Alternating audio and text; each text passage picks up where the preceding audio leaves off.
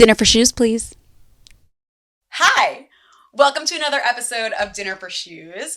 I'm gonna explain why I have one glove on and one glove off. Okay, relax. I'm really excited. It's February. It's Black History Month. During this time of year, it's important for those of us who have a platform to recognize and talk about Black-owned brands so that you can shop them year-round and not just in February. I'm here to talk about so many of them that I love, that I'm wearing today, that are in front of you. I tried to make a really artful little presentation of my shoes here. I've got Chelsea Paris and Kendall Miles in green. How crazy are these heels? Like insane, right? Oh my God, my microphone. My microphone just got so overwhelmed by the heels. Okay. Anyway, I am really excited.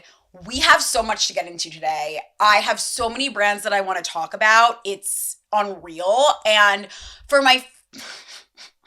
Really? We just started. It's like 2 minutes and you're already friggin' ruining the set? I guess you don't ruin it. You kind of make it cute, but don't get hair on my blanket. So this is my rug. If you haven't noticed, this beautiful rug is from Lem Lem, another one of the brands. No, they don't make shoes, but they obviously could be part of the presentation. And I just wanted to set it up here as part of the set today. You'll see some more bag brands that I'm going to bring in, clothing brands, but to start, Kit is getting her hair on the blanket. But you know what? It's fine because everything in my apartment has hair on it, even this microphone, cat hair. So let's roll with it, right?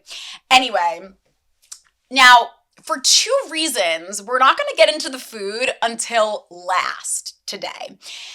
I'm hungry, so I'm pissed about that, but Freetown Road Project, which I can't wait to talk about, but I'm going to talk about it over eating my lunch, my dinner. You don't know what time I'm recording this, relax. But I'm going to talk about them when I'm eating, and because I'm hungry, I would like to eat it now. I would like to start off with the food. However, they open at 1, so the earliest delivery time was 1:40 for me. So when I was on DoorDash, I was like, I guess I'm going to have to wait. So I think I'm just going to go through all of the brands and businesses that I want to talk about first, and then we'll get into the food and I'll talk about why I'm really excited to, honestly, I've never been to Freetown Road Project before. I've always wanted to go, but finally excited to try it. The food is supposed to be amazing. Okay. Let's dive right into the brands because, as I said, I don't want to dilly-dally too much. I don't want to take up too much of your time, and I already know this is going to be a long episode. I was lucky enough, this is my first ever episode incorporating interviews with designers or the founders and CEOs of these businesses into the podcast. First ever virtual interviews. So you will see that as I mention some of these brands, we're going to flash to a component where I am interviewing them. And honestly, for a lot of these interviews, Trish is like in the background on the bed as the optimal bread loaf cat. So in the beginning of all the interviews, what you won't see is that I kind of like told the designer or the CEO or the founder who I was talking to, I was like, if you see movement from that blob, that is my cat. Don't be alarmed. Anyway, let's talk about my outfit first. Now, I had 2 different outfits for this episode, and the first one is this one, obviously, that I'm recording in, but then there's another outfit that I interviewed in, which is just as important. So we'll talk about both. First, I'm going to talk about this incredible top. It's by Lee New York. Good girl. Now you're not taking away from the scent. It's by Lee New York, and it's from Inclus. And Inclus is a site. I want to put on the glove just to talk about the top. So basically, this top, Inclus, they stock multiple designers. And Dantea is the founder, and she is a stylist, and she's a curator. And so she curates some of her favorite, most amazing, artful brands. And one of them is Lee New York. And that is who made this incredible off-the-shoulder top. It also comes in this black and white version where it's like one side's black, the other side's white. And it's kind of just like, it's so, so cool. It kind of reminds me of like mime chic. I'll give it mime chic because like the gloves are going on too. But I really like it in this crimson color. Deep red is having a moment, so I'm loving it. Um, these are not tech gloves, so I can't like touch my phone. Can I? No, I can't. Well, I have them, so I'm gonna take one off just so I can scroll through my notes because of course I made notes, as per usual. And I'm wearing the top with black IMGA pants. I like relax. Don't touch my Chelsea Paris shoes. Oh, I'm sorry, I didn't mean to scream, but like, don't touch. These are mine, not yours. Mine, mine. Okay. So anyway, I'm wearing the top with IMGA pants. They are the same crepe fabric as the top, which I just like. I like the way that went together.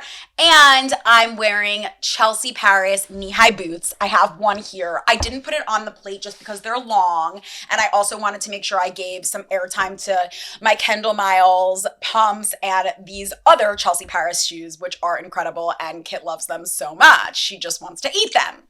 No. So I love these. I really, really do. And I am loving this whole outfit together. And then finally, my final accessory of this outfit, which just goes to prove the point that shades of deep red are having a moment, which we know. I did a whole shoe thirsty on red shoes. The modern day Dorothy, right? But this Amina Woke incredible bag. The shape, amazing. It comes with a crossbody strap, of course, as a lot of bags do, but I actually personally prefer to hold it like this so that you can see my little glove coming through. And the gold hardware does echo my Mateo, New York earrings. Hence the earrings that showed me that one of my earlobes is fatter than the other. So these are the sickest earrings. I love them. I recommend everyone have a pair of earrings like this because it's like 2-in-1. You could either wear just the stud or you can wear the little curved earring that goes underneath the lobe and makes for a second stud. It's pearl. And that's how I figured out basically that one of my lobes was fatter because first I put on like the left one and I was like, oh, I'm really struggling to like, once I put in the first stud, get my lobe through the hoop part of the second. And then I put on the right one and my lobe went right in. And I'm like, left lobe, what happened to you? What happened? So it is what it is. Not all of us can have perfect lobes, but hey. So, okay, let's get into talking about these brands. I'm really excited to talk about them all. And now most of these brands, I just want to start off by saying are contemporary priced. It's in no particular order whatsoever. Just want to start with that.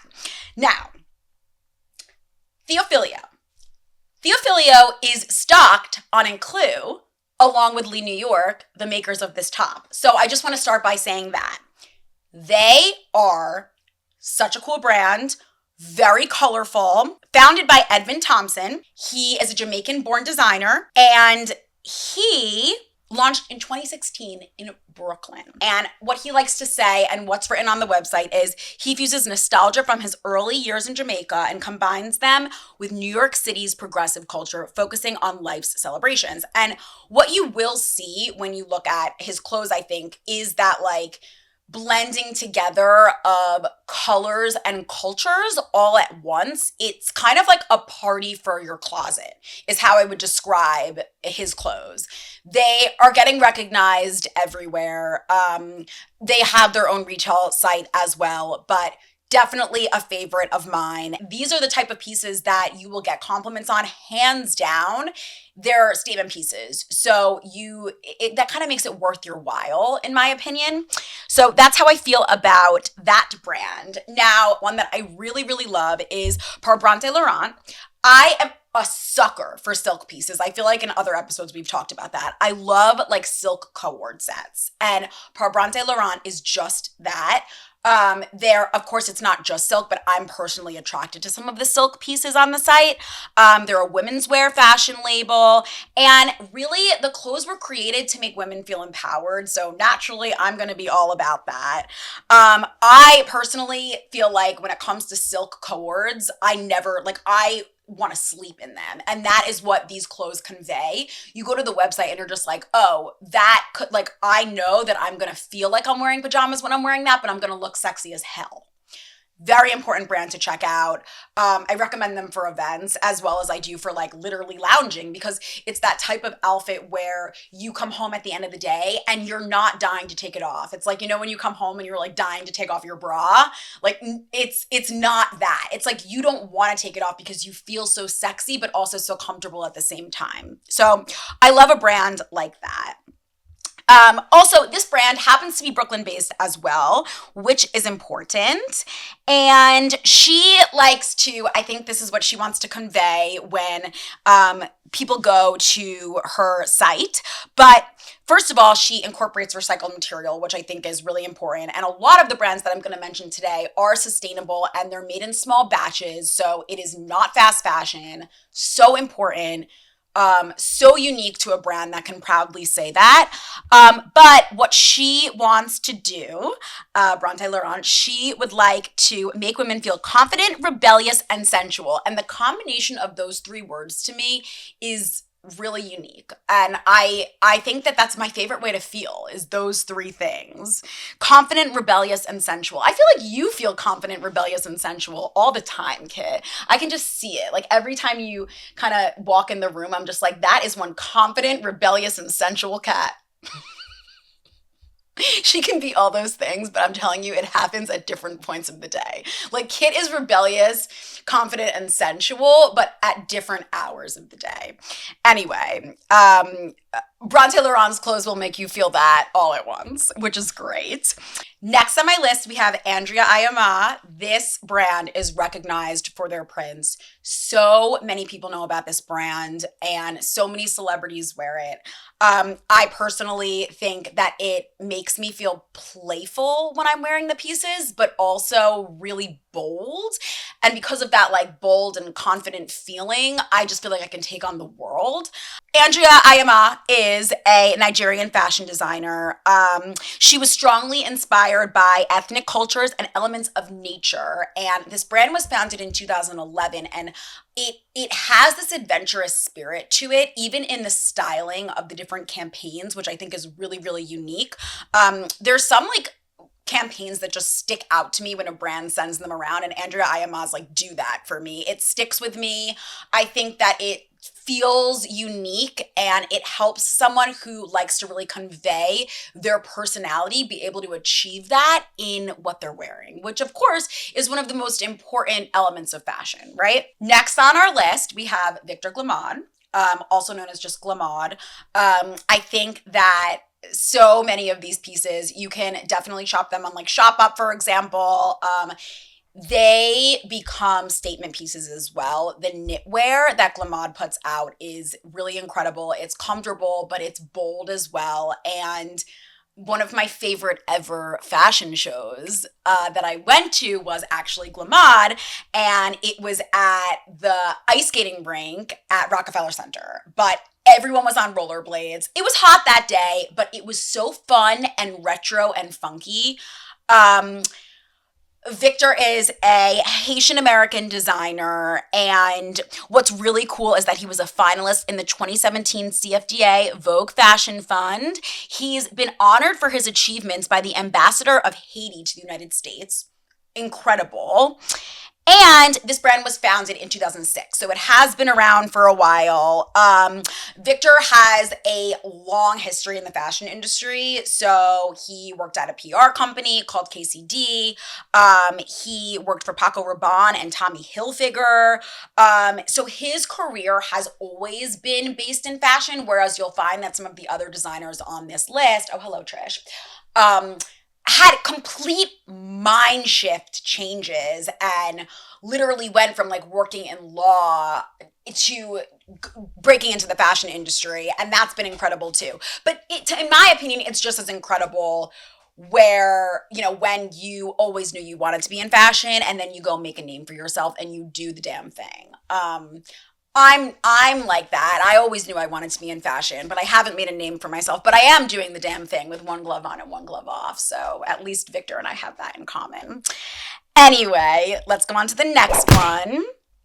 Next on the list is Diara Blue. Diara Blue is actually one of these brands that has a hyper focus on sustainability. It's also a brand that's recognized for like its adventurous spirit. And I would say that prints are definitely like a well-known spec of this brand. Um, the brand was born from Diara's daydreams, which I think is really, really cool.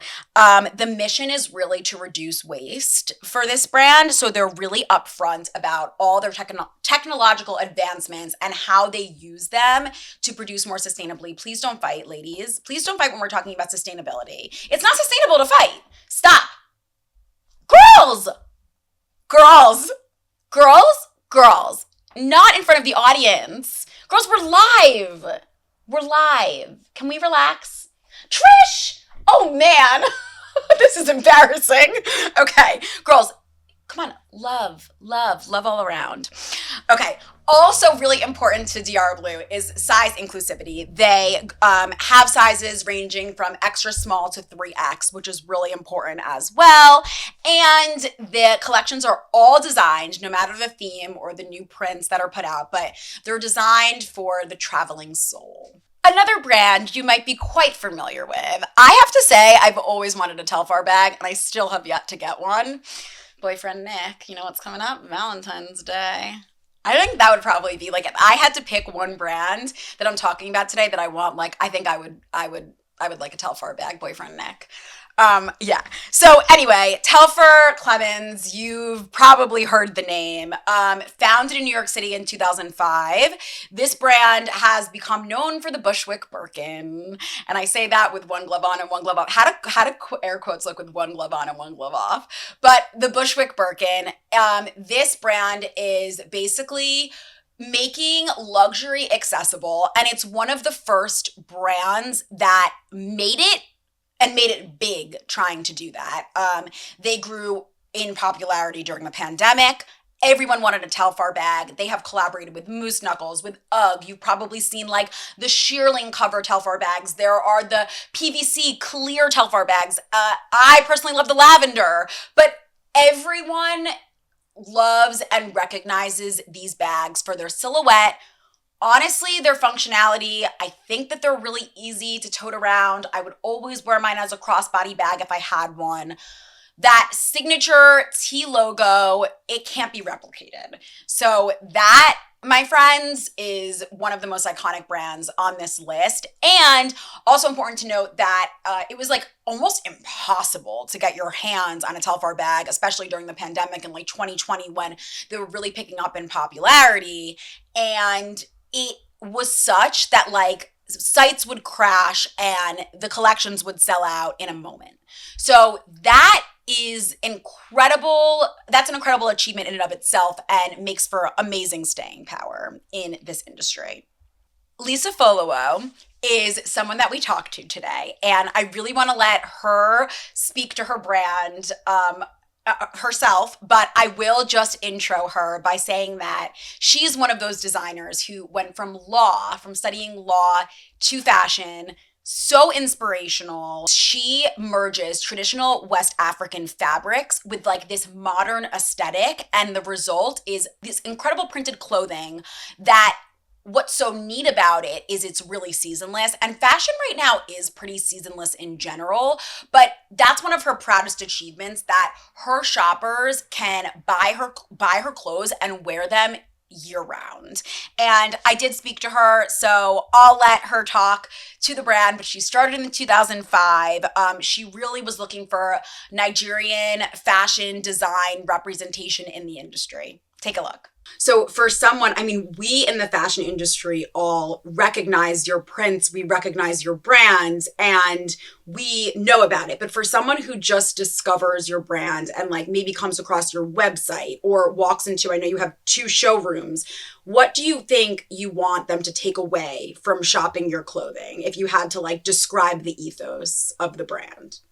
I think let me put it in words, because I know the brand ethos. I think for us, it's just really, it's designing, creating really original, fresh pieces from what is local to us, highlighting the quality, the craftsmanship, the detailing.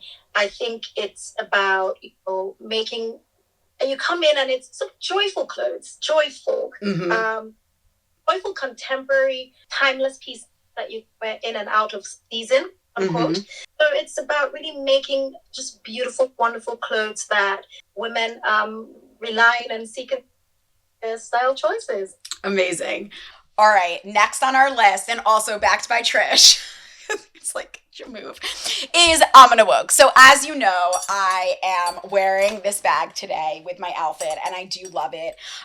We spoke to Matilda, who is the founder, and one of the really special things that she said is it's not this bag, but she has a bag called the Claudin, and it's named after her mother. And I will let her take it away, but I just want to say that I don't know if there's anyone as passionate about what they do as Matilda.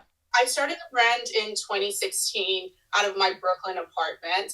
I had worked in the fashion industry for a couple of years and realized that, hey, I can start my own brand. I've always had an entrepreneur spirit. And so I wanted to start a women's brand that empowered women to live vibrancy and to be empowered through tailored clothing. So I have a lot of tailored women's suits that have really powerful hues, because I feel as if when you feel confident in what you wear, you can go out and conquer anything. So my brand is really to empower women to live fearlessly, and to go out and basically do anything that they set their minds out to do. My favorite piece that I'm selling right now is the Claude bag. I actually designed that bag after my mom passed away. Her name is Claudine, and she was like the fearless woman in my life. And it's so crazy because you don't realize this until that time has passed. And I was like, oh my God, this brand, even though when I created this brand wasn't about this person, now I see this person in my brand. So now it goes really, really hand in hand. I love that piece because it's very classic, but it has a really nice shape to the bag. And so everyone that really sees it, the design and the quality always falls in love. That's so cool. Were there any specific like details or colors that you worked into the designing of the product that you feel like spoke to like your relationship with your mom or who she was as a person? I think it's the structure. In our household, she was really the person that kept like everyone connected over the years, not just our particular household, but just our whole family branch as a whole. And so she really came into point of like the structure of the bag. It's a really nice structured bag from the bottom to the side, our printed name at the bottom, and so forth. So that really speaks more to my mom being the structure of our household and of our family. That's such a great sentiment. Next on our list is Lemlem. This brand, it's an incredible resort brand. It was founded by Leah Kabid. She is a model. She's beautiful. She models a lot of the clothes that she puts out. This rug that Trish is getting cat hair on right now is the Mesfin rug. It comes in gorgeous colors. I literally think that I sat there trying to pick out a colorway for like 45 minutes because I couldn't decide. I'm really, really happy with this pink one. I think it like brings out the colors in my lovely portrait behind me of Ria Majure. If you don't remember, I love that portrait. Okay, but anyway, so Leah Kabid, this label, Lemlem, is a label of love. It celebrates women and nature. The resort wear is extensive. No matter what vacation you're going on, you need a piece from Lemlem. It's all about happy colors too. So you'll notice that the brand is very, very colorful, and it is also inspired by unique Ethiopian colorways and weaving methods, which ends up churning out all of these different prints that are on swimsuits or on kaftans, on literally this rug right here. And what the brand is really, really excited about, they let Dinner for Shoes know. So they are proudly launching a new collection with Puma. I've seen it. It's incredible. There are amazing sneakers, amazing workout sets, swimwear. It's gorgeous. I don't think that you would like keep something so prized as one of these yoga sets. Seriously, I like can't wait to get my hands on one. But that is February 1st. So literally like at the time this video comes out, that Puma collection will be shoppable. Also, Lem Lem's launching a new spring collection for spring 2024 in mid-February. So look out for that too. Okay. One of my favorite designers on this list that I spoke to was Nia Thomas. So I wore her dress, and now I'm going to talk about the outfit that I wore to interview, because you might have been seeing in some of the clips and been wondering, but I wore this Nia Thomas turtleneck knit dress. I kid you not, it is the most comfortable turtleneck knit dress I have ever put on in my life, and it's sexy because it has an open back. I was able to wear it without a bra seamlessly. It's not the type of dress, even though it's fitted, I couldn't see my underwear lines. I need to mention this. I wore Yitty underwear. I have a pair of Yitty like high-waisted control top thong. Couldn't see it at all, and it like sucked me in all the right places to wear this dress. I wore Mateo New York also, Mateo New York, which we're gonna get to Mateo New York, but really gorgeous earrings and a matching necklace. I thought it complemented the turtleneck really well. I wore my Siriaco bag. It is also green, so I had a whole like green play going on, and I wore the same Chelsea Paris boots. So there you have it. That was my look. Anyway, take a look at our interview with Nia Thomas. First of all, let me just say I am wearing your dress right now. You look incredible. Look at that open back. It's so comfortable. Like, you don't generally find a knit dress where you don't feel like you're looking in the mirror and you can see like every single like little outline, but I'm wearing it with like a control top thong and it feels really good. Amazing. I love that for you. Well, thank you. Without you, I'd be naked. Okay, let's talk about the start of your brand. Absolutely. I started the brand about a year and a half after graduating from the Fashion Institute of Technology. So I had the 4-year BFA with technical training and whatnot and was working in the industry. And I knew that there weren't any clothes that were responsibly made that felt interesting. Mm-hmm. At the time, it was just a lot of organic cotton crew neck t-shirts and, you know, things that just had climate change embroidered onto it, and I wanted something and still do that is very thought-provoking and creates a dialogue. Totally. I think you're even just like this morning when I was putting on the dress, I was looking at the logo, and it does like tell a story in and of itself. It like works to achieve that. It's like a small thing, but it's so true. Virals have a lot of significance for the brand and for me, so I'm glad that you picked up on that. We are consciously making things in a conscious production standpoint, and to come across that for people that may not get to engage with it every day, we have hang tags on each piece, and it'll say, this is number 1 of 10 units of this collection of this piece, to just tell people if this isn't even low, we're not producing in mass quantities. We don't want to produce in mass quantities. We want everything to feel special and for people to know like, wow, I'm getting 1 of 50 of something and it doesn't exist. And, you know, having a part of this community with the brand. That's so true. I've never even thought about that before, but that's a great way for someone who like ignores the environmental conversation completely, for them to like see that little detail. That can kind of force them to think about it in that way. Like, hey, there's not 500 of this product made. So exactly. Very smart. Absolutely. Thank you. Of course. I think the thing I'm the most proud of is the community that we've built around Nia Thomas. You know, not only the people that I'm fortunate enough to work with every day, you know, with Sydney doing my PR, Sabrina doing my sales, Aida, Teresa, Pedro, all of my manufacturing partners Rosanna from the beginning, I was like, you know, I only have enough money to make like 40 units. And, you know, they saw the potential in me, and the fact that we've been able to grow together, you know, over these past 5 years, that means so much to me, because without the community, this brand wouldn't have reached where it has now. And it really does take a village. I know the brand is called Nia Thomas, but there's an army people behind me, friends, family, everyone who's just championing the brand, and I'm so grateful for that. Absolutely. Brother Vellies is another very well-known accessories label on this list. It was started by Aurora James. She was born in Toronto. Now she's based out of New York. Her label is based out of Brooklyn, and it also really values sustainability. Brother Bellies was founded in 2013 with the goal of keeping traditional African design practices and techniques alive while also creating and sustaining artisanal jobs.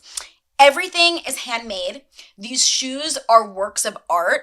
Hey, boyfriend Nick, I also think that I'd probably take like a Telfar bag and Brother Belly's shoes. No, I'm kidding. I would never ask Nick to get something for me, mostly just because like I know what I like and I can pick it out, but also because I don't want to put that kind of pressure on him. But I really do want a pair of Brother Belly shoes, and I do not have them. And I just, every time I see a new pair, I also really love the Brother Belly's clogs. Aurora wears them all over the Instagram, and she makes them look so cool with like socks. But even like the heels that have appliques on them and like wraparounds, they look comfortable, but they also are literal works of art. This brand, I can't even tell you, investing in a piece of this brand feels like fashion history, because I think you would want to preserve the piece because it's just that special and that unique. It's the type of like if you had a Brother Belly shoe on, you would get compliments on it everywhere that you go.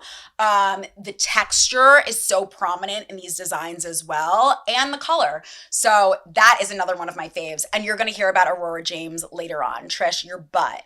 Trish, your tail. Trish, your butt and your tail. Sit down. No, don't. My Lem Rug. What is with everyone wanting to ruin the set today? Why don't you sit with your sister in the hammock and be calm? Stay calm and carry on. Keep calm and carry on. Brandon Blackwood. Another designer who did get very big and get a lot of recognition during the pandemic.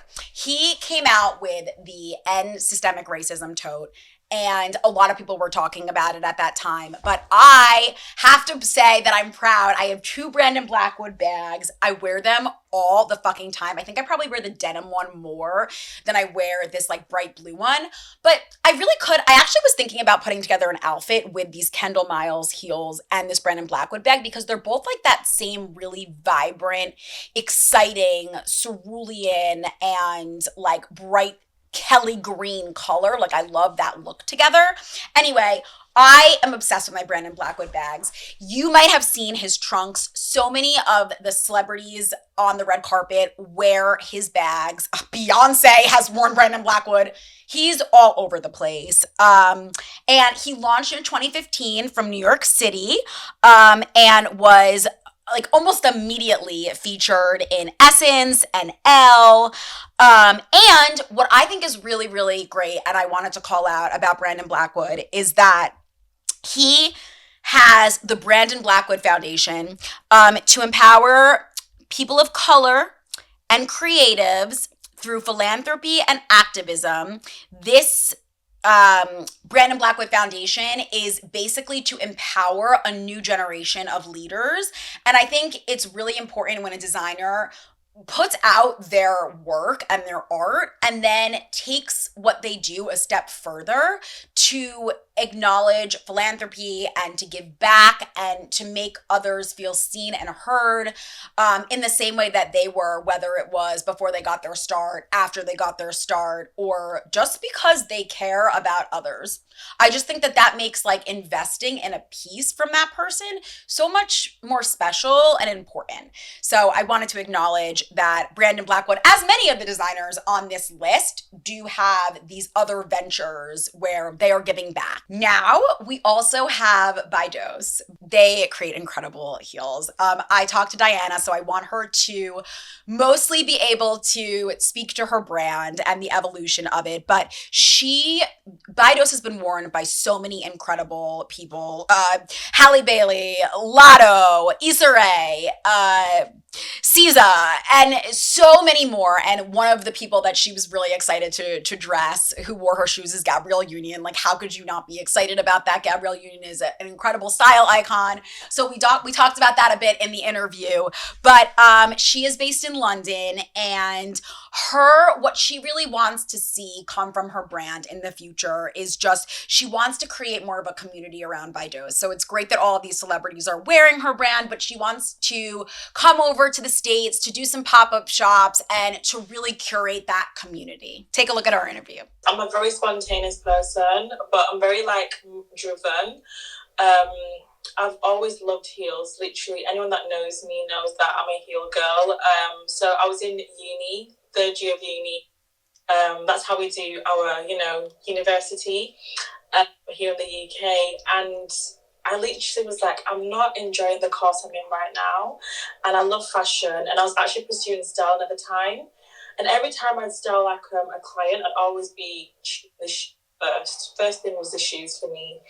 So I was like, you know what, let me create a heel brand. And the more I looked into it, I saw there wasn't that many Black women within the footwear industry. So I was like, you know what, this is a chance for me to actually create, a stance and become one of the most known Black women in the footwear industry. So yeah, that's how I began my journey. So our ethos is making sure that we design for every occasion. I think for me, it's important for a customer to be able to wear something more than once,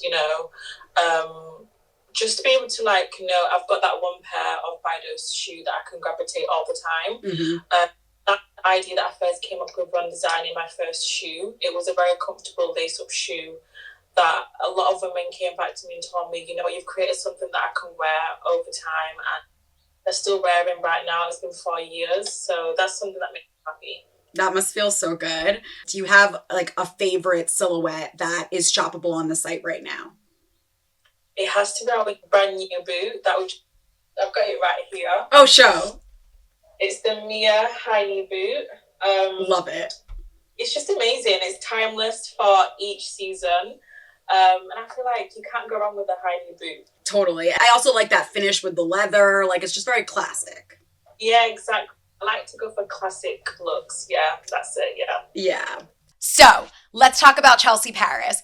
Chelsea Paris, well, you might think that Chelsea Paris was started by Chelsea Paris. The designer behind Chelsea Paris is named Teresa and created the label for her daughters. And I think that that's so special. These loafers are cooler than any other fucking loafers that are out there right now. And as I mentioned, I'm wearing Chelsea Paris boots. I wore the Chelsea Paris boots with both of my looks. They are so first of all, they're so comfortable. I just have to say that. And second of all, they're just a classic. When I see leather like this, it's not patent, it's not flashy, it's not in your face. This boot is going to be a silhouette you wear for the rest of your life.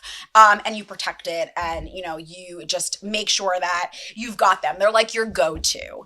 So Chelsea Paris was started in 2012. She describes it as the embodiment of diverse creativity, global perspective, and timeless luxury. We talked to her, so take a look at our interview. My favorite thing about your brand is obviously that it's named for your daughters. I love that. So tell me about when you had the idea to launch. What were the first steps that you took to make your brand a reality? Oh my God. Starting Chelsea Paris has really been a journey. It's, I would say, the childhood dream. I've always really been into shoes, always. I was that kid growing up in the UK, going to flea markets and buying shoes and taking them back to the cobbler to fix. There was always something I wanted to correct. And when I started, actually, my pivotal moment when I decided to start my brand was my mom passed. And on my way back to Los Angeles from London after the funeral, I was on a plane. You know how they have the business magazines in the back seats? Mm-hmm. And I was reading those magazines, and I happened on an article about footwear designers and how they got their start. And it talked about Jimmy Choo, Manolo Blahnik. And right there and then, I was like, life is so short. I need to follow my passion. I need to follow my dream. I knew I always wanted to do something in footwear. I didn't know what it was. Mm-hmm. And when I got to LA, I told my husband, I'm like, do you know what? I want to go back to school. And I was already in corporate America. I was working for Universal Studios, making 6 figures. And I started doing my research. I knew I wanted made in Italy because I grew up in Europe, and I was my sisters, my mom was always wearing made in Italy shoes. So the European craftsmanship was a no-brainer for me. But how did I go about it? So I had to start researching. There was a school in LA called Freetown. I reached out to them, a design school, and I told them what I was trying to do, and then they introduced me to a lady called Wendy, who was an American but living in Italy, running a program in Milan at a school called Asutora. Okay. So I reached out to her, and I thought I wanted to get into this business, and she's like, you need to learn the ins and outs of it. So I flew all the way to Milan. I went to the school, and I fell in love with it. I fell in love with the craftsmanship. The how to make shoes was really what attracted me. And I decided to stay back. I'm like, do you know what? I'm going to do the school. I stayed back in Milan for a year. After studying in Milan for a year, I wanted to learn more. And so the school was gracious enough to design a program for me where it was like an apprenticeship with factories in Tuscany, in the Tuscan region, literally from the A's of making shoes to the Z's of making shoes. From making the form according to the fit, to leathers, to assembling. I literally went through all of the stages of knowing how to make a pair of shoes, knowing how to make it fit. Because for me, because I was a woman and I was my customer, the shoes had to fit. It wasn't just the style, it wasn't just how beautiful the fabrics or the leathers were, but functionality is key. Fit and functionality are two words I live by, in addition to quality. When you come to Chelsea Paris, I believe so much in identity and individuality. I want you to take away that, first of all, my culture. My culture informs my brand. So when you come to the website, you're going to see different prints. You're going to read my story and say, oh, okay, the brand is harkens back to Teresa's culture. But more importantly, is actually your individuality. How this shoe makes you feel. How this shoe speaks to who you are and how you dress. Not the non-conformity of your personality is what I want you to take away from the brand. It's like when Chelsea Paris, I have my identity, I have my individuality, regardless of what trends or society dictates. I really want to dress to who my personality is, and I want to own it. What would you say has been your proudest accomplishment since you began? There are two that comes to mind. One actually was being discovered by Barney's. I don't know if you're in New York, you know Barney's. And second season in, I was in Paris showing my collection at a fair called Premier Class. And the creative director at the time walked the show. And then they reached out to us. This was awesome. Second season in. A few weeks later, we got an order for almost 500 pairs of a new brand. Wow. They introduced Chelsea Paris to the American market. The equity we have today in the American market is thanks to Barney's. The second proud moment was having to do with business is actually seeing somebody wear my shoes. I was on Champs-Élysées at the Chanel store trying to return something for my eldest sister, and he comes saying, Stacy Kibler. Then she was dating Josh Clooney. They both walk into the store, and I was sitting just waiting to be attended to. And I looked down on my feet, and she's wearing a pair of Chelsea Paris for my second season. I literally lost it. I love that. Yeah, there's nothing like... I wasn't fangirling because she was a celebrity. I was fangirling because she was wearing my shoes. Yeah.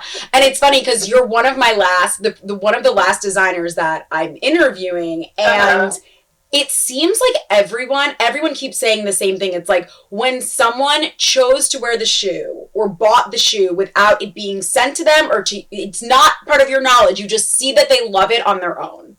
Like, it's amazing. I literally went to her, I'm like, hi, my name is Teresa Ipagbo. She's like, oh, how are you? I'm like, you don't know me, but you're wearing my shoes. I'm the designer for the shoes you're wearing. And she's like, I'm so excited. I remember it like it was yesterday. Oh my gosh. I'm so happy. Yeah, that like gives me butterflies hearing you say it. I can only imagine what it felt like. Okay, let's talk about Include. That's where my top is from. Well, it was created by Lee New York, but we talked to Dantea, so I do want to play our interview, but she is a stylist, and she curated her website. She has her own private label of Include, and actually more pieces and more colorways from her private label are expected to drop very soon, so keep your eyes peeled for those. But She was working as a stylist in the industry, and she saw the need for a more inclusive space, hence the name Inclu. She shortened the word inclusive. She wanted to create a space where some of her favorite brands could sell their pieces, but also she could curate a line that felt representative of each designer. So she picked items that really speak to each brand's DNA. And you can just see her styling background in the site when you come to it. So I think that's really cool. Take a look at our interview and you're going to love it. So prior to being in the fashion industry, I actually was in corporate sales, and I made this huge pivot out of it, going back to New York, where I'm originally from, and entering into the fashion industry to become a wardrobe stylist. I naturally met designers of my community and understood a lot of their pain points in terms of producing and creating a collection, not being able to be in certain retail spaces or even having the exposure and the reach for their brands. So after gathering all of this information, just hearing true stories, I decided to take my sales background and my newly budding fashion career and start Include. So it definitely is an inclusive space for Black fashion designers to have shoppable opportunities and a platform to really thrive. So that's kind of the way that Include was conceptualized.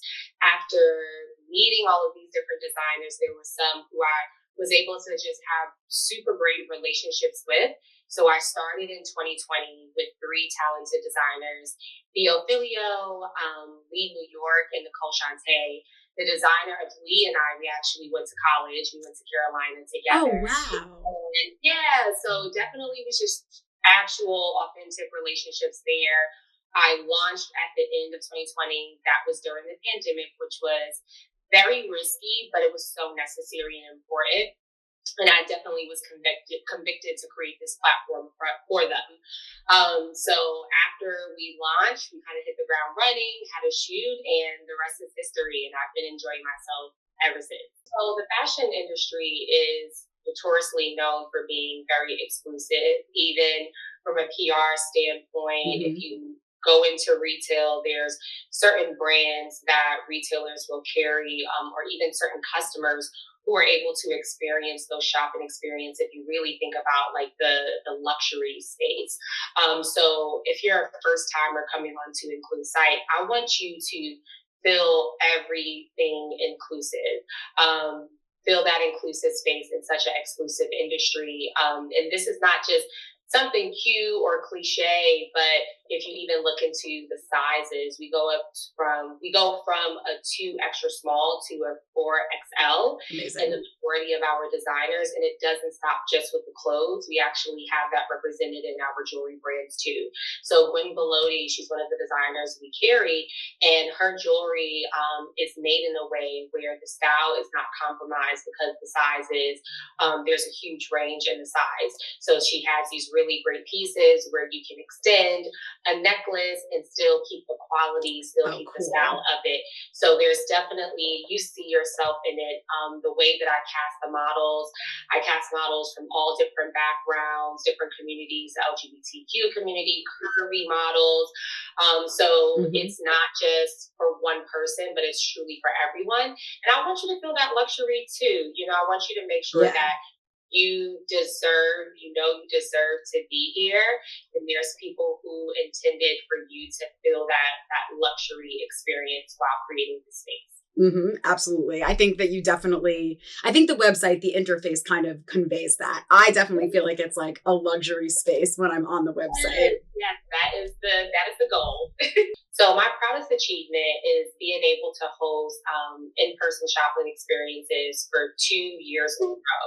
This last one, we were actually able to have our pop-up partnered with the Moxie Hotel in Times Square. I saw that. So that was a huge accomplishment for somebody to see the efforts that I've put into Include and love the curation of the designers that's being carried on the site and say, hey, is there any way that we can support you?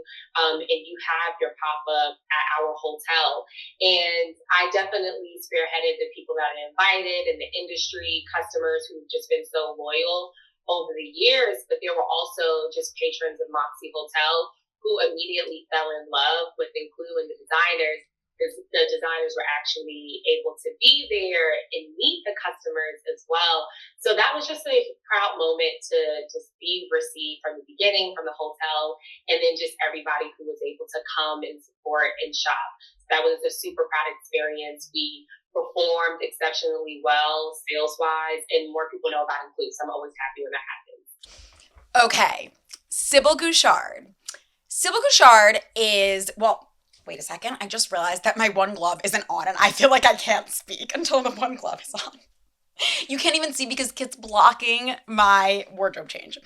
Okay, what she did and how she started her brand is truly incredible. We have a whole interview for you to sit and watch, and she talks about her work in such a really proud way, so I invite you to watch. But Cardi B has worn her shoes, and she's really excited for international retail to come, and it will happen. So enjoy our interview. I started the brand back in, I want to say 2019 is when I was hospitalized for 5 months due to Crohn's disease. And I started my brand out the hospital. So by the time I finished my 5 months of suffering, I was sketching and while I was in the hospital to, pass the time by and things like that. And I had my first sample shoot waiting for me at the front door when I got home. Oh my God, that's insane. Yeah. So then by 2020, I officially launched in January of 2020. Okay. By March 2020, COVID hit and the world shut down. And I thought it was going to be the craziest thing, but it was actually the best thing for me. It seems like you work well under pressure or under times of rest. You really thrive. I'm a Taurus though. Same. You will do everything last minute. Yes. And function so much better that way. I promise you. Under all of my shoes, I do have the purple awareness ribbon. And I don't think that's anything anybody's really has ever done. Purple is the staple to represent Crohn's disease and whatever other illness it may mean for you or somebody you support. So I think it's normalizing the fact that it's not always glitz and glam, but it is kind of glitz and glam when you are getting dressed up and wearing pretty heels and feeling sexy and confident.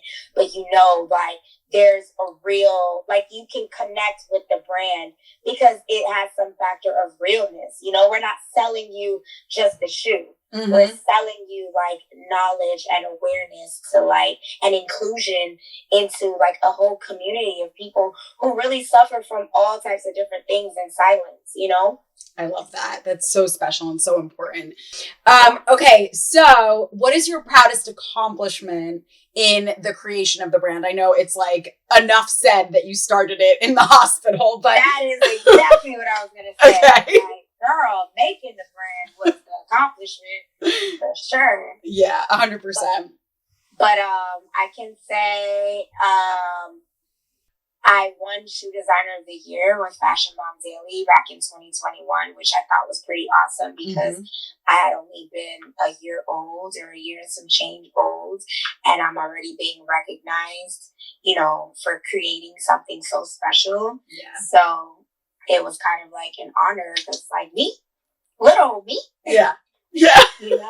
And Fashion Bomb Daily is they stock your shoes, right? Yes, they do. And they're so well known. I mean, they're the Instagram to go to for any celebrity ID that you could ever want to know about. Absolutely. And that's an honor just for them to allow me to sell on their platform, because everybody wants to sell with them, but everybody can't. Mm-hmm. So I love that they were able to, see something special in my collection and add it to theirs. That's awesome.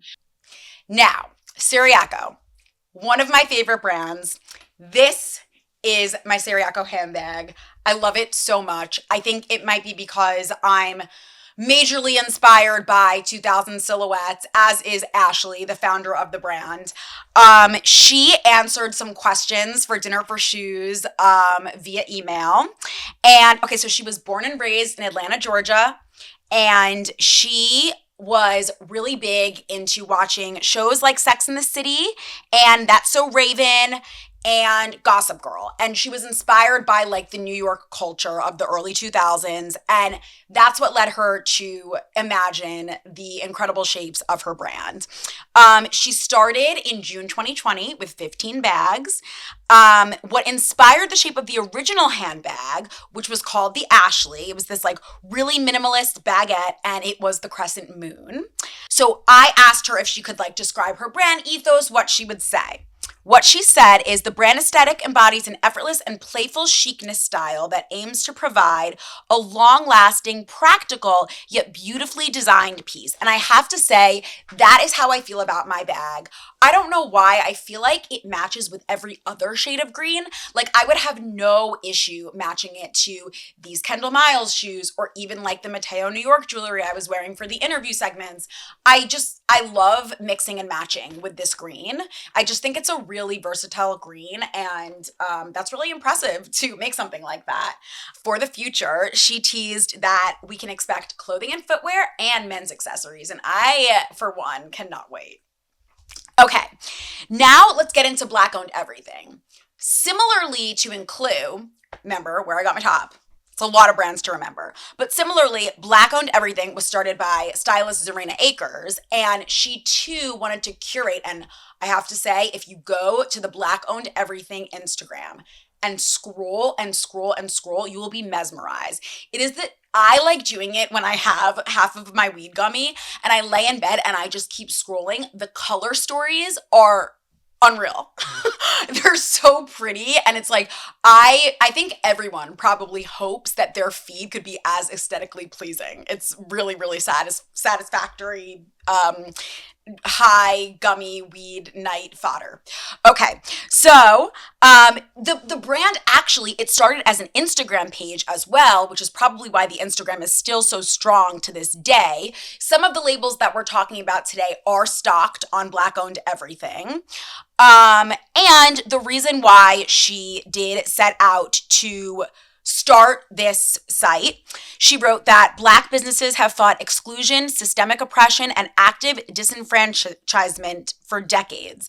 Our goal is to change the narrative and to invite you to support Black-owned businesses, celebrate Black creators, and participate in an inclusive, unified community. Girls, please don't fight on where I'm recording the audio. Thank you. It is basically more than a marketplace. It is a movement. And that is what she founded the site on. It's really impressive. It goes beyond trends. You're discovering new brands that you may end up loving for a lifetime on this site, right? Kind of like Include. So I think that both of those brands are so impressive, and they're a great place to go when you want to discover, which for me, and when it comes to fashion, is every day.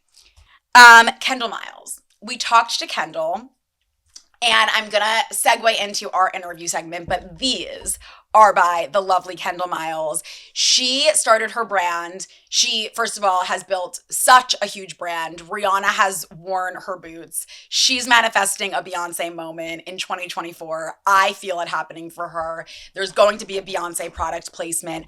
But what I love is that when she started her brand, she was more into like the going out phase. So she was starting with more like heels and, sky high shoes. But what she's excited for to come is more of those like functional flats, maybe workwear staples. And yeah, she also produces her products internationally in Florence, Italy, which is very important to her. So enjoy our interview. So when I first got the idea for my brand, I was in college. I was studying at the University of Southern California. I was a junior. And when you're in a college and like you're a junior, everyone's asking you like, what are you going to do next? What job do you want? And I'm like thinking to myself, I'm like, I don't want to work for anybody. Like I want a job where I can just do something that's just like unapologetically me and something that I'm really passionate about. And I was also going through like a breakup. And I had realized that like in the breakup, one of the things that helped me kind of get rid of the negative emotions, heartbreak, like all of the negative emotions that come along with the breakup. Mm-hmm. I realized the solution for me was drawing and just like being creative with my hand, pencil, to paper and just like letting myself, you know, kind of just leave it all on the paper. Mm-hmm. And one day I woke up and I just started drawing shoes and I was like, oh my God, this is like so much fun. And I just, from then on, I just kept drawing shoes. I kept drawing shoes. And my mom would come visit me at school because I was in LA and we're from Chicago. So, you know, all winter, she's coming to LA. Yeah. She's surprising me every week just about. And so I took my sketches to her one day and I was like, look, I feel like after college, like I really want to go full time into like trying to be a footwear designer. And I really want you to help me build the business around it. And from there, we kind of like started this partnership together. That's amazing. I mean, don't they always say they're like, in times of darkness, the best art comes to life? Like, I feel like that's like me in writing. And obviously you obviously had a knack for drawing though. Cause I think if I woke up one day, I'd never be able to draw a shoe. Yeah. No, it was something I discovered about myself at that time. Like, you know, I started just drawing, like, sit in my apartment. Okay, cool. There's an apple on the counter. Yeah. Oh, let me just like practice the apple. And I was like, oh, this is fun to me. Like, this is something that I can actually sit down and concentrate on and do for a prolonged period of time. Mm-hmm. I think like a brand like this, that's kind of like a passion project turned into a business. Mm-hmm. It kind of evolves as you evolve in your life. So I started this brand, like I said, when I was like 20. And so my focus was like, oh, I'm going out. I'm looking sexy. I'm wearing super high heels. Mm-hmm. You know, I want everyone to notice me. Like I want statement pieces, super hyper sexy. And so that's how I launched the brand. Like it was all really high heels. They were all super sexy. They all had like kind of individual personality traits. Mm-hmm. And at that time, I mean, those first pieces that I really designed became like brand icons, like brand staples. And so they're super embellished. And so right now, like our best seller is like a foxy fur sandal with like, it's just a barely there sandal with like a huge piece of long-haired silverback fox. And it's super fun. It's like a really incredible shoe. And then like another one that I designed in that first round was like our pelt boots, mm-hmm. which is like a nice ankle boot, but it has like this like kind of militant removable bag. And Rihanna ended up wearing it. So it was like, we started there with like these super statement pieces that were really different, not practical at all for real life. So I would hope that like someone who is discovering the brand for the first time, like definitely sees that that's where we've started, mm-hmm. but also pick up the fact that with the success that came from that, now we're really listening to our customers and trying to really be able to service our customers in other areas beyond just going out or wanting to look super sexy, and building out and diversifying our product offering. That's an awesome answer. Where were you when you found out Rihanna wore your shoes, and like how crazy did you go? I was in Financial District in Manhattan. Okay. And I literally like ran around the block, like screaming. Oh my God. I cannot even imagine. That's incredible. Autumn Adegbo is another brand that I want to talk about. We don't have an interview, but I think it's really important that we talk about this brand because it's another one that isn't only focused on creating a product that is going to stand out in the market and speak to the wearer's personality, but it's also extremely important to the brand to work with global artisans and to find meaning in their employment and practice fair wages throughout. So from start to bottom, this company wants to make sure that the people that are crafting their products are being treated fairly. And that is huge. Her website says, from sourcing to delivery, Autumn embraces sustainable practices by purchasing in limited quantity and producing only what is ordered. That is probably one of the most, if you want to shop sustainably, that line, knowing that the product isn't being produced in big quantities and then potentially being bought, but rather being bought and ordered and then produced, that is your green light that it's a small batch company, and it's really, really important that brands produce that way. Otherwise, there's going to be tons of unworn products, right? So that's really important. And she was voted best dress in the 4th grade, which is just think is awesome because I always wanted to get like a superlative in high school, and of course I never did, but like in my wildest dreams I did, so that's really cool. She was inspired by her Nigerian mother, who made all of her clothes as a young girl. That is a great brand to check out if you love to dress with, like, if you love dressing for your personality type, and also, dopamine dressing. That's what I was looking for, the word dopamine. Dopamine. You need to check out, speaking of, hello Yellow Slippers. We took up the boots just because I'm back. I'm ready to eat. We're getting into it. Let's go. Okay, so we're moving on to luxury, but I want to mention these brands because they've been on the runways. They are so well established. They've been on the red carpet, and you can't not mention them, so I have to. Okay, we're going to talk about Sergio Hudson. Sergio Hudson launched in 2016. It's a women's ready-to-wear brand. The creative director is Sergio Hudson, and it's crafted entirely in the USA. He really wants to pay very close attention to detail in every single garment made. That's what's really important to him. And his products are all about power dressing. So when you see someone wearing Sergio Hudson, whether it's like a really crisp blazer with like a neon accent, or it's just like classic tailoring, it stands for confidence. That is for sure. That is literally what is synonymous with the Sergio Hudson woman, as his website reads. Christopher John Rogers. Christopher John Rogers is, I think of like this like big ball gown of a rainbow dress when I think of Christopher John Rogers. I always think of rainbow when I think of Christopher John Rogers. It's a beautiful, colorful brand. It's inventive, it's playful, but it's also sophisticated. And I think it's really hard for a brand to get away with being all of those things as a red carpet luxury label, and it totally happens for Christopher John Rogers. The brand is based in New York City. It exists to create emotion, which I think is a really powerful statement. And I will say that when I see a celebrity wearing CJR on the red carpet, I do feel emotion, and I feel excited that I'm getting to like witness this historic moment in fashion. Those are what the moments, or what the pieces like really connote when you see them. And so also quality manufacturing and timeless appeal, while encouraging our customer to take up space, is what is written on the website. And I think that's a really great brand ethos. I love that. Okay, we're also going to talk about Kyrie. Kyrie is this incredibly artful brand. We talked to Jamil, so I don't want to give away too much of the interview, but I will say that Jamil is definitely very experimental when it comes to the jewelry space. You can recognize his pieces as soon as you see them and know like that's a Kyrie piece. Check out our interview and learn a little bit more about the brand. I started thinking about having a brand in high school during internships.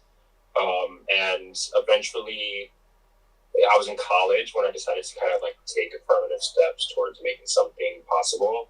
I did a Kickstarter campaign early on, which gave me like an opportunity to reach out to press. And then as I started getting more press placements, I started doing like incubators and programs with the FDA, and then reaching out to retailers. And it's been some combination of all of those tactics ever since. That's amazing. Well, you don't just start a Kickstarter and then suddenly start a brand after that if you don't have talent. So I think it's clear that you definitely did. And that's so awesome. If you want to talk a little bit about what we can expect from the brand, either in 2024, or I believe, as Merritt said, you wanted to speak a little bit on the whole custom, which I know is an option now on your site. Tell us a little bit about that.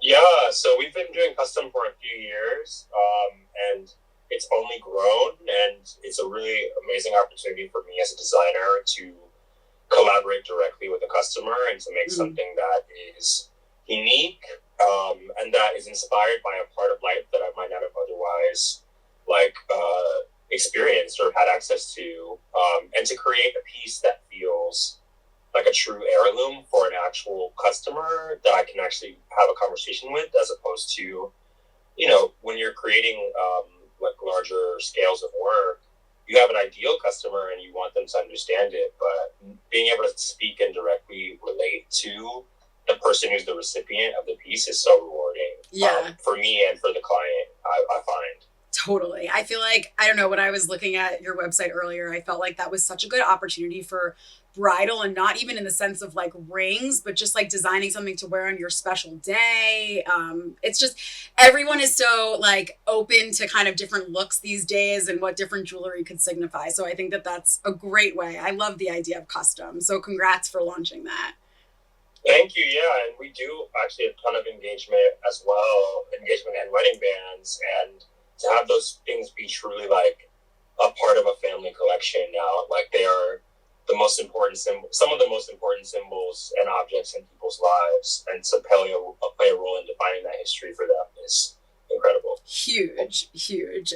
Mateo, New York was founded by Matthew Harris, who was raised in Montego Bay, Jamaica, and his mother was a seamstress. He arrived in the U.S. at 16 and went on to attend college, and then shortly thereafter start Mateo, New York. What might be interesting to you is that he started as a men's jewelry brand and was inspired by a man's toolbox to create his first collection, and then went on to create women's. I was wearing Mateo, New York jewelry. I'm wearing the pearl earrings today. I was wearing the jade jewelry with my interview outfit. It's timeless, it's stunning, and it's graceful. I also appreciate all of the great colors on the Mateo New York site. You can scroll for ages. And I like the Instagram too. It's really signature. It's very clean. And there are some really great celebrity jewelry moments on that Instagram page. So go check it out. Aliette is a brand started by Jason Rembert, who is a stylist. The brand is named after his late mother, and it is worn by so many iconic celebrities. First of all, First Lady Jill Biden recently wore a coat, and excuse me, we're talking about the First Lady, not the First Lady cat. Step aside. Unless you have something to say about Aliette. Okay. So Jill Biden, Keke Palmer, Amanda Gorman, Ashley Graham, Quinta Brunson, Ariana DeBose, so many more. I just literally listed as many as I could think of off the top of my head. And Aliette does a lot of custom, a lot of red carpet. I think like being a stylist probably got him into that subsection of the fashion industry, which is really cool. And it's another female empowerment brand where it's all about power dressing, and it's supposed to be like armor for a woman, which I just love. But armor in a really like graceful and elegant way too, because like it's not like armor where it's like very structured. It's more just like that piece when you're wearing it is going to make you feel confident and like you have some sort of like backing, you know? So I think that's really cool. Another luxury brand that I want to talk about as well is Harbison. I actually did interview Charles Harbison way back when he was working with Harlem's Fashion Row, which we're going to talk about next. And he was so great to interview, and you could tell just how like enthusiastic he was about his brand. He does a lot of custom red carpet. He has recently, he's dressed countless celebrities, but recently dressed Chloe Bailey, Kelly Rowland, Sandra Oh at the Critics' Choice Awards recently wore his gown, beautiful. Camila Alves recently wore this dress with a cutout at the right underneath the bust. Oh my God, that look was stunning. It was so crisp and clean, so beautiful. Tracy Ellis Ross wears Harbison, but of course, because she just knows the coolest brands, and it's like not surprising. And Charles was born in North Carolina and developed an early interest in fashion while he was observing his mother, which I love. I think that he was looking at his her signature accessories, and he was watching her get ready for special occasions, and that really inspired him to start the brand. His brand literally was like founded upon remembering those really nostalgic moments, so I think that that's really special.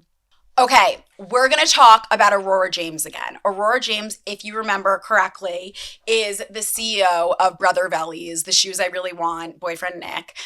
Wink, wink, wink. But she also started the 15% pledge. And so the next three brands I'm going to talk about are, I would say, more than like a clothing brand. They're a company that has a purpose, okay? So it's a driven purpose. And what 15% pledge has done is so impressive and so necessary. So essentially, they were founded on the simple fact Black people make up 15% of the US population, so we asked businesses to dedicate 15% of their shelf space to Black-owned brands. Well, since this brand was started by Aurora James in May 2020, when she literally posted an Instagram with handwritten, she wrote, okay, here is one thing you can do for us, and it kind of went viral, and it caused brands to take note. Essentially, she was just asking for Black representation in the market and on any retailer's shelves, right? Well, since that post, over 28 of the world's most recognized retailers have taken the pledge, redirecting $14 billion in revenue to Black brands. That's incredible. I mean, Aurora James is probably someone who I think of when I think of like, okay, who's like the most accomplished person ever? Like what she's done in the fashion industry is admired by so many people. Similarly, Harlem's Fashion Row was founded by Brandis Daniel, and it is the premier agency creating a bridge between brands and designers of color and fashion through brand strategy, collaborations, new media, experimental marketing, recruiting, and pipeline programs. So Harbison was one of those brands way back when I remember interviewing Charles. And what is so cool is that Harlem's Fashion Row really gives the brands like what they need, the tools to fully launch. And it gives them like the empowerment as well. And they are able to to network and form connections with other brands through Harlem's Fashion Row. And it's been around for a long time. So one of the important notes about Harlem's Fashion Row is long before inclusivity became a widely accepted goal across the fashion industry, Harlem's Fashion Row has been championing and uplifting designers of color. We cultivate innovative events which attract a multitude of diverse influencers in fashion, media, and entertainment. Our objective is to provide real business opportunities to multicultural designers in fashion to showcase their skills and abilities in an industry that is often non-accessible to this group. Very true words. And Brandis, I interviewed Brandis as well way back when I was writing a post about Harlem's Fashion Row. And I just remember her as being so genuine. And first of all, there's so many videos you can watch with her speaking on panels and talking about what she does. And she's very passionate. And it's like, you can't start a brand or a program like that without having like a truly passionate, committed leader who wants to work behind it. And Brandis definitely is that type of person. Another very important brand that I want to talk about, brand, company, and initiative is the Black in Fashion Council. And this was almost 2 years ago, started by Lindsay Peoples Wagner and Sandrine Charles. And they came together to start the Black in Fashion Council. Now, what it does is organize powerhouses and leaders in the fashion industry, editors, models, stylists, media executives, assistants, freelance creative, industry stakeholders, literally everyone who could touch a fashion brand to come together and not just recognize and rise to the occasion of being inclusive, but to develop long-term sustainable change. They work with brands to make sure that inclusivity is there. It is a platform that is open to helping realize change. They have partnered with brands. They throw events. They are here to teach. They are another extremely important brand in the industry. And it's another Instagram mine of gold. You can sit on that Instagram and watch all the incredible accomplishments and initiatives and launches that they have taken to realize this really important goal. So those are some brands that I wanted to discuss. There are so many more though as well that I'm like thinking about now that I wish I could talk about, but we will talk about them, hopefully have them on the podcast. I do want to get another special guest in here to show me their shoes ASAP, but I also want to try Freetown Road Project because my food has been dropped off and I'm so excited. Let me go grab it. Let me warm up my plate and then we'll talk about Freetown Road Project, what it is, and its place in Jersey City. All right, I have both gloves off now because I'm so fucking excited to eat. Okay, obviously, you guys know me. I sampled everything that's on my plate right now. Anyway, Freetown Road Project, we ordered a bunch of things. We're going to pig out, but I don't want to pig out like in front of you. I don't want to do it in this top because Lord knows I need to wear like a gross t-shirt to pig out, especially on food that can be messy. But we got a few different things from the menu. First, let's talk about what it is, and then I'm going to sample everything even though I already sampled it. Also, made myself a little mocktail because it's still January. Fuck. Although my mocktails are really good. We need to talk about what learnings I had from dry January. I don't know. I'm so surprised Kit's not up here. Let's do this before she gets up here. Okay, so I want to just read a little bit because Freetown Road Project is actually a business that I've been wanting to visit since I lived in Jersey City before I moved away from Jersey City and then back again, and I just never got the chance. Now I obviously have ordered from them, but I'm going to go there as well. What strikes me, it's a Black-owned restaurant in, well, it's not just a restaurant, but it's in Jersey City. And you might know if you're a fan of Chopped, but Claude Lewis, he won Chopped. And so that's kind of like his biggest probably like claim to fame when it comes to TV. But this is a West Indian restaurant. And Claude Lewis is a Jersey City native, so he hails from Jersey City. And actually, Porta, which if you know Jersey, if you're familiar with it, there's a Porta in Asbury Park and a Porta in Jersey City as well. And there might be one more location, but it's a great pizza place. And he's actually the executive chef at Porta, who came up with like the whole pizza program, which is really, really cool. And that's kind of like where he got his start. However, things sped up after he won the Food Network episode of Chopped, which is a culinary competition if you didn't know. That was in 2019, and he then went on to start Freetown Road Project. He is the son of Antiguan immigrants, and he wanted to essentially make things in larger scale. His focus was to bring a modern and focused representation of West Indian cuisine to Jersey City. And that is what he did. And not only is this classic, well, it's almost like this different twist on comfort food. Right here, I have curry chicken, which I love curry chicken. This curry chicken comes however you want it. I got the lunch version, so it came with rice, and then my boyfriend ordered just, I think, like a bigger version, so it came more with like a stew underneath it. But it looks really good, and I did sample it, and I know it's good already. But there are some potatoes here too. And the mac and cheese, which I love a mac and cheese. My sister and I are different when it comes to mac and cheese, but I love a mac and cheese that has the breadcrumbs on top. This has the perfect blend of both. It's almost like, it comes in like a little square shape too, so you know it's kind of solid, but at the same time it's got that crispiness on top. And fried plantains, and I love me some fried plantains. Like, I am obsessed with I like sweet plantains, and I like the saltier plantains, but I think I would go for these over any other kind. Now, what is the most important thing that I want to mention, and another reason why I'm going to keep going back to Freetown Road Project, is that Claude Lewis also decided that he wanted to deliver food to the homeless as well.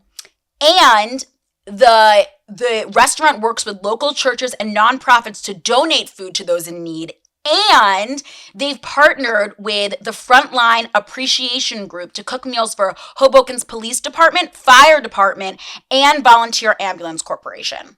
Incredible, like, charity and restaurant there. We're gonna dig in. I've been talking for way too long. I'm kind of like, all right, I have a little bit of curry on my mac and cheese, but that's okay. Oh my God. Okay. I love this mac and cheese. It's so good. It has a taste that's like, okay, the way I will describe this, it's not like that creamy Stouffer's, like ooey gooey. It's more of like that al dente taste. But then at the end, you taste the crispness coming from the breadcrumbs, and it gives it that like gourmet chef's kiss on top. Okay, the curry chicken, I do love it with the potatoes, I have to say. It falls off the bone. The sauce is really good. Oh, and the chicken is so moist. Like, this is good shit. This is really, really good. Wow. There is nothing that I don't like about that curry chicken. And I already know because I ate the plantains with my fingers before putting them in the microwave, but I know that I'm obsessed with these. I just want to eat them all the time. They're really good, and they're kind of like really crisp and well done.